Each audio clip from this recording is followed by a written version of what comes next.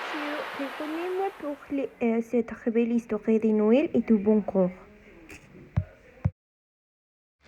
Pierre était une enfant qui avait perdu ses parents et vivant avec sa tante, une femme très égoïste et avide. Elle ne lui jamais montré d'affection et ne la même par facilité pour son anniversaire. Le petit garçon, cependant, avait une bonne couleur. Sa tante était si gourmande qu'elle n'avait pas rajouté ses cherchait depuis longtemps. Pierre s'occupe de sa vendeuse du bois.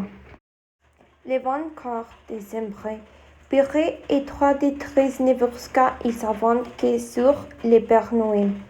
Vendredi, il a été rentré à la maison pour laisser de sa bourse. Près à la fenêtre cependant, en sortant de la messe du croix, Pierre a vu très peu raccoon frissonner d'effort. Dans son coin de tortue, il n'avait pas de chaussures et portait du blanc. Pierre était tellement désolé qu'il enlève un de ses sabots et a offert au garçon.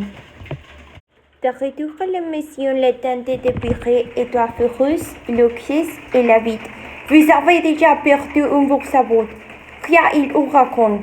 Maintenant, vous portez une escopette, un ortie avec une de mes bouchées. Puis la cheminée. Vous revoudez ma perrier. Aussi, ma maison au lieu de Père Noël. Oncle Rose viendra vous apporter du charbon. Pierre s'est couché très triste. Mais d'abord, il a laissé s'endormir sa botte près de la cheminée. Le dimanche, Pierre allait avoir une grosse surprise.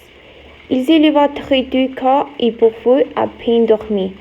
Et près de la cheminée, il découvrit tous les shooters qu'il voulait recourir montures, vêtements neufs, chaussures, charises pour les coller et quelques joints.